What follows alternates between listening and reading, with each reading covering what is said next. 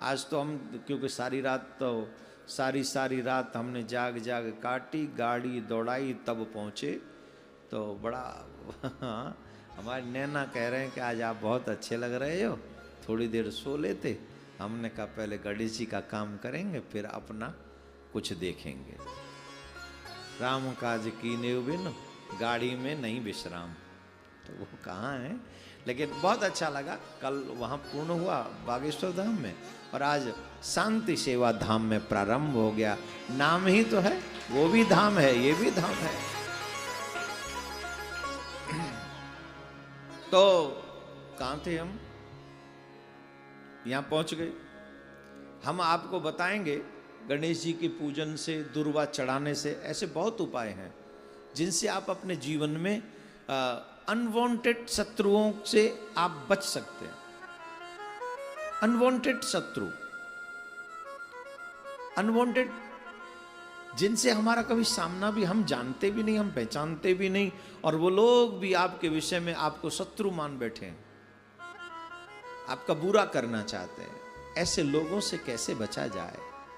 गणेश जी का पूजन अगर आप इन दिनों में सच्चे मन से करें तो अनवांटेड शत्रु या तो मित्र बनकर आपके पास आ जाएंगे, अगर ऐसा न हो सके तो वो अपनी और ही कहीं बिजी हो जाएंगे। उनका तो वही स्वभाव है, तुमसे शत्रु, उससे शत्रुता, उससे शत्रुता, उन्हें कहीं ना कहीं तो वो करना ही है, वो पैदा ही इसलिए हुए भाई।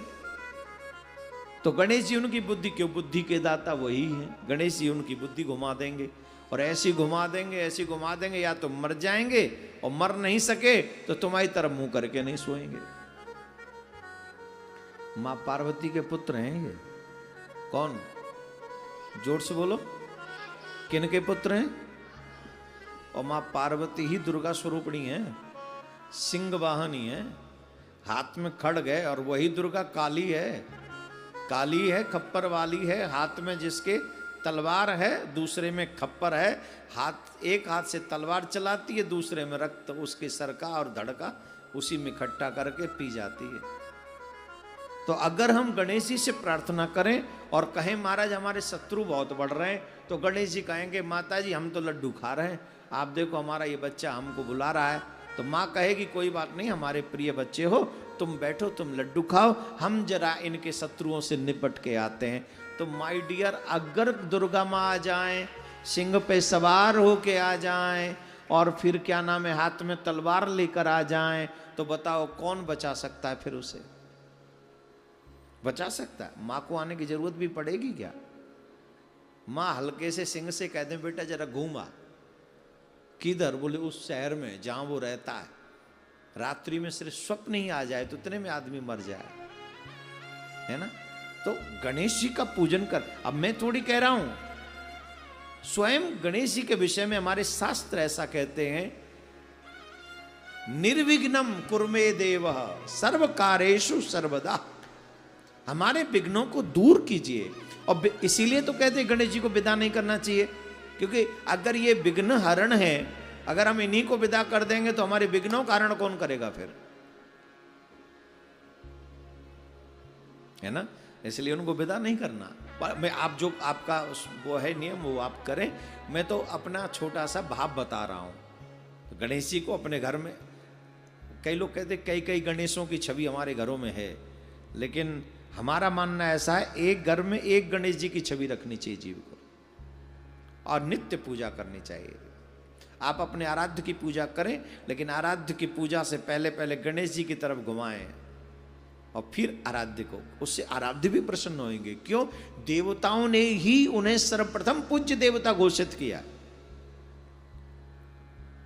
हमने थोड़ी किया है। देवताओं ने ही उन्हें सर्वप्रथम पूज्य देवता कहा है। इसलिए पहले उनकी पूजा, उनका स्नान, उनका ध्यान करें, उसके बाद में अपने आराध्य का भी पूजन हम करें। तो गणेश जी जिस घर में, अब देखो एक बड़ी समस्या आजकल, कई लोग गणेश जी को घर के द्वार पे टांग देते हैं, वहां पूजा कैसे करोगे आप? मैं पूरे भारतवासियों से एक प्रार्थना कर रहा हूं, देवी देवताओं को, भगवान की छवियों को, ये कोई गिफ्ट नहीं है। ये मैं 1000 बार बोल चुका हूं, इनको कोई वस्तु मत समझो आप। भगवान का स्थान मंदिर में है, मंदिर में रखें। आप उस लायक नहीं हुए कि आप किसी को भी भगवान की छवि अर्पण कर दें। समझ रहे? तो विशेष ध्यान आपको इन बातों का रखना चाहिए। तो गणेश जी के पूजन अवश्य हमको श्रद्धा से करना चाहिए। तो जो आप गणेश जी का पूजन इन दिनों में, विशेषकर इन 9-10 दिनों में पूजन करेंगे, आपके शत्रुओं का दमन होगा, और जिनके शत्रु नहीं है उनके धन की वृद्धि होगी। और ये भी नहीं है तो जो धन नहीं चाहिए, जिन पे पर्याप्त है, और ज़्यादा क्या करें, खाएंगे थोड़ी, पैसा कोई खाता थोड़ी है, खाना तो है नहीं, तो फिर बोले चलो फिर और क्या करें, बोले फिर उससे फिर भक्ति बढ़ेगी आपकी, विश्वास बढ़ेगा आपका, गोविंद की तरफ आपके चरण बढ़ेंगे। इसलिए गणेश जी का पूजन इन दिनों में, और उनकी कथा जब तक आप नहीं सुनोगे तब तक काम नहीं बनेगा, ये ध्यान रखो। उनकी कथा जितनी आप सुनोगे उतना काम बनेगा। ज्यादा से ज्यादा कथा सुनो, क्योंकि कथा ही एक ऐसा सूत्र है जो हमारी श्रद्धा को, सोई हुई श्रद्धा को जगाता है। जैसे अंगारे के ऊपर राख जम जाए, आग भीतर जम जाती है, तो अंगारे को जब हिलाते हैं तो फिर आग फिर से प्रकट होती है। तो हमारी श्रद्धा जमी हुई है इस समय, अंदर सोई हुई है, उसे जगाने के लिए कथा ही है जो झकझोरने का काम करती। क्या आवश्यकता थी भगवान विष्णु को, कहते मधु के टब खेलें खेलें, हमें क्या मतलब, देवता दुख पाए, लेकिन नहीं, भगवान कहते हैं जैसे हमारे भी जीवन में कोई सिद्धि नहीं होती है तो हम सिद्धि प्राप्त करने के लिए गणेश जी का आवाहन करते हैं, क्योंकि वो सिद्धि के प्रदाता हैं। हे बुद्धि के दाता, आगे क्या है, हे सब वेदों के ज्ञाता, हे बुद्धि के दाता, सब वेदों के ज्ञाता, तुम्हें वंदना तुम्हें वंदना, अष्ट सिद्धि नवनिधि के दाता, हनुमान जी महाराज के लिए कहा गया। तो हमें गणेश जी का पूजन अवश्य करना चाहिए। और जिस जगह पर ये सिद्धि विनायक मंदिर है, वो एक पहाड़ पर स्थित है, ध्यान से सुनेंगे। वो एक पहाड़ की चोटी पर बना हुआ है, जिसका मुख्य द्वार उत्तर दिशा की ओर है, जिसका मुख्य द्वार उत्तर दिशा की ओर है। मंदिर की परिक्रमा के लिए पहाड़ की यात्रा करनी होती है। जैसे हम लोग चाहते हैं मंदिर की परिक्रमा करें, तो जैसे आप गोवर्धन गए ना, गोवर्धन में पर्वत की पूजा, पहाड़ की परिक्रमा है। हमारे ब्रजवासी तो कहते हैं ये जो गिरिराज पर्वत है स्वयं श्री कृष्ण ही है, भगवान श्री कृष्ण है। तो वहां भी पहाड़ की परिक्रमा करनी होती है। यहां गणेश जी की मूर्ति 3 फीट ऊंची है। कितनी? 3 फीट ऊंची। एक बात विशेष तौर पर ध्यान रखें, घर में ज्यादा बड़ी मूर्ति नहीं रखनी चाहिए, 1 फीट से छोटी छोटी होनी चाहिए। और घर की जो छवियां हैं, मूर्तियां हैं, उनकी प्राण प्रतिष्ठा ना हो ज्यादा अच्छा है। भावना चित्र से ही आप पूजन करें ज्यादा अच्छा है, क्योंकि जब आप प्राण प्रतिष्ठा कराते हैं तो उतने नियम हम लोग फॉलो नहीं कर सकते। विशेषतः रजस्वला स्थिति में माता बहनों को मंदिर के आगे से कभी नहीं निकलना चाहिए। और घर छोटा सा, ये संभव ही नहीं। रसोई में जा रहे हैं तो वहीं होके जा रहे हैं कई बार, तो वो स्थिति तो बड़ी घातक हो जाएगी, उससे तो पाप लगता है। उस स्थिति में इधर उधर घूमना, झाड़ू लगाना 10 काम है, पहले जैसी बात नहीं है कि वो स्थिति हो गई तो घर में बैठ गए। और आजकल लोग चप्पल जूतों से आते हैं, घर में लोग चप्पल जूतों से रोटी खाते हैं। आप कैसे संभव वो, और जहां आपने प्राण प्रतिष्ठा कर रखी है वहां देखो, ये एक बहुत गलत बात हो रही है हमारे जीवन में। आजकल सनातनी बड़े विचित्र होते जा रहे हैं। कहने को अपने आप को सनातनी कहते हैं, पर वो दिखाई गुण नहीं। मंदिरों में भी ऊपरली सीढ़ी पे जाके उतारना चाहते हैं चप्पल जूते। ये तो उनका बस न चले, नहीं तो भगवान की बगल में जाके उतारें। ये तो वहां 2-4 सेवक रहते हैं, वो पटक पटक भागो यहां से। अरे भाई, जितना तुम नंगे पांव जाओगे उतना तुम्हारा पुण्य का संग्रह होगा। संत महात्मा हमारे वृंदावन में, पूरे वृंदावन में चप्पल नहीं पहनते, मैं तो पहनता हूं। अब मैं न संत तो हूं नहीं, मैं महात्मा हूं नहीं, ब्राह्मण बालक हूं, गृहस्थी आदमी हूं, तो मैं तो पहनता हूं। हाँ, संभव हो कोई अनुष्ठान में ऐसे में कोई व्यवस्था हो जाए, कभी कभी जब ठाकुर जी चाहे, मुझे याद है 2012 में जब यहाँ इनॉग्रेशन हुआ था प्रथम फेस का शांति सेवा धाम का, उस समय ये हमें सौभाग्य मिला कि पूरे 8-9 दिन, जितने दिन का वो फंक्शन उत्सव था, हमने उन दिनों में वो नहीं पहनी थी और बड़ा आनंद आया था। और मई का महीना था, नहीं जून का था, और वहां से और यहां तक आने में जून लगता था जून है, लेकिन नियम तो नियम है। शरीर जले तो जले, क्या फर्क पड़ता है। शरीर जलेगा तभी तो आत्मा को पता चलेगा कि कर्म सुधारो। अभी तो थोड़ा जल रहा है, आगे तो पता नहीं क्या क्या जल जाएगा फिर नहीं सुधरे तो। इसलिए सुधर जाओ, समय है अभी भी। तो भगवान के तीर्थों में संभव हो सके, जितना संभव हो सके, अगर हम आपसे कहें जो अष्टविनायक यात्रा कर रहे हैं हमारे साथ, कभी भविष्य में अगर भगवान कृपा करें गणेश जी आपके ऊपर कि आपको कभी रियल मौका मिले, तो कोशिश करना नंगे पांव यात्रा हो। जाओगे तो गाड़ियों से ही, तो गाड़ी जहां खड़ी हो और मंदिर जहां हो वहां तक आपके नंगे पांव यात्रा आप करो। निवेदन है मेरा, अपने देवता को आदर देना सीखो, अपने सनातन को आदर देना सीखो। जब तुम उन्हें आदर नहीं दोगे तो वो तुम्हारी इच्छा क्यों पूरी करें? वो तुम्हारे नौकर नहीं है, इज नॉट योर सर्वेंट। तुम्हारा नौकर थोड़ी है जो तुम जाओगे, लो जी हम लड्डू ले आए, लो जी माला पहन लो, लो जी ये मूल खाओ, हमको हमारी इच्छा पूरी करो, चलो आज हम जाएं तो हमें जॉब मिल जाए। भगवान तेरे बाप के नौकर, भाग यहां से।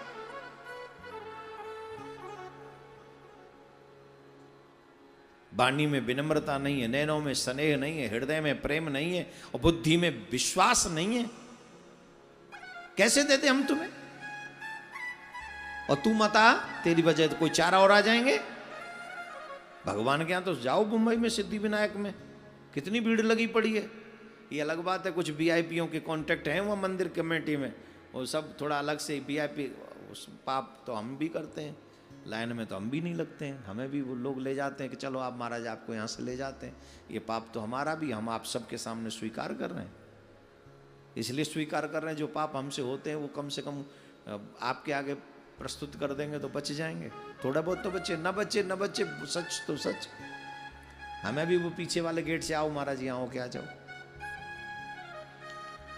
तो वो बात अलग है। लेकिन वहां भीड़ बहुत है, अगर हम न माने, विश्वास ना हो, इट्स ओके, उनके यहाँ क्या कमी है। परंतु अगर हम ना माने तो ये हमारे लिए बहुत घातक है।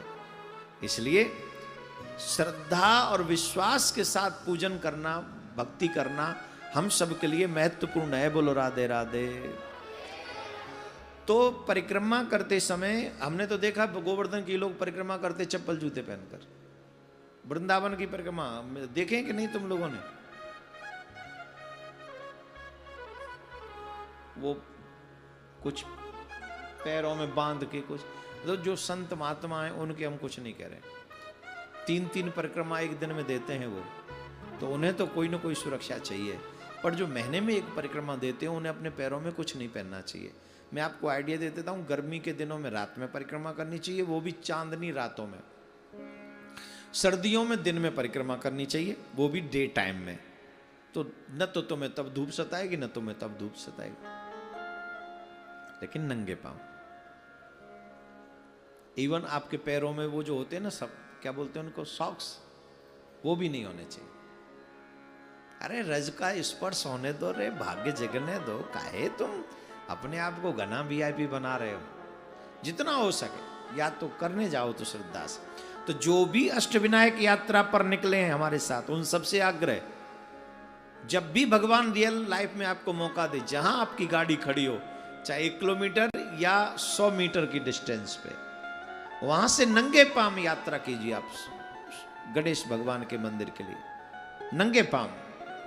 और यहां पर भी जो लोग आश्रम में रहते हैं, जो आते हैं कथा सुनने, उन्हें क्या आवश्यकता है? नंगे पांव घूमो, भ्रमण करो, हाँ, लेकिन कमरे में गंद मत करो। नंगे पांव भ्रमण करो, पर कमरे में गंद मत करो।